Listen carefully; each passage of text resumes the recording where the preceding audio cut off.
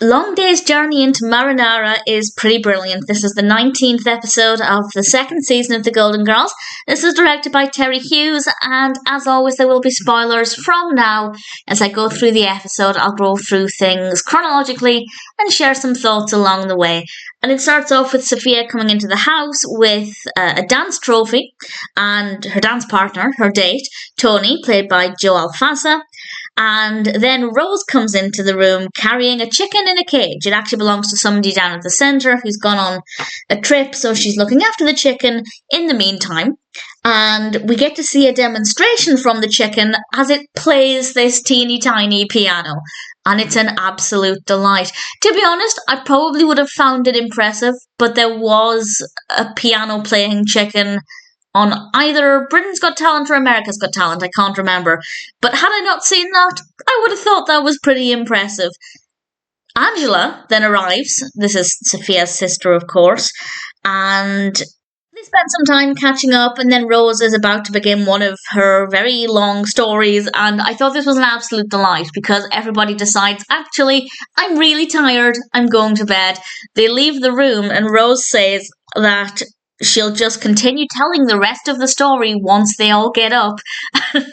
And one by one, single file, they all trudge back into the room. And I thought that was brilliant particularly because we don't necessarily get to see a lot of understanding from Rose, that she is aware of how others perceive her. But in this moment, we realise that actually she does know that other people find her long stories very tiring. But it doesn't bother her. She's going to tell them anyway. And I love that. I absolutely love that. They then decide to encourage Angela to move to Miami because basically everybody back in Sicily is dead, family, etc. And she finally agrees.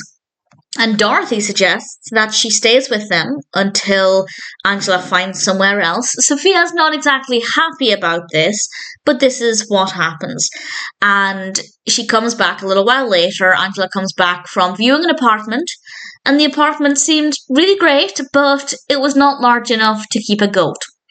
And then Sophia's cooking gets insulted by Angela, and Angela cooks them a meal, which is a lovely thing to do.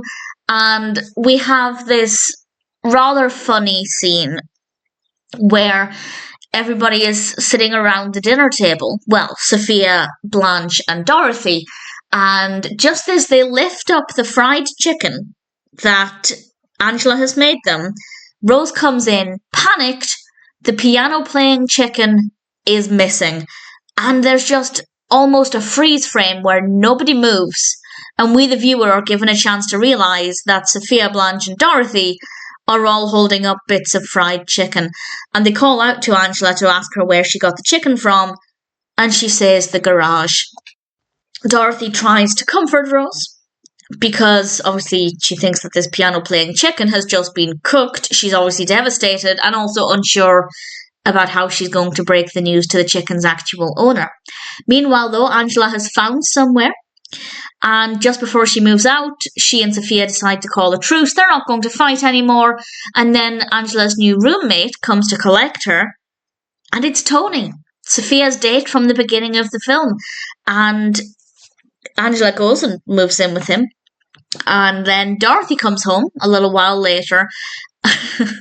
And her expression is amazing. I loved her response because the scene she walks into is Rose on the floor trying to teach chickens to play this tiny piano. All she sees is Rose sticking her nose repeatedly into this tiny piano, and it's so funny, and just the image of Betty White doing this is absolutely fantastic, and Dorothy's expression was absolutely amazing.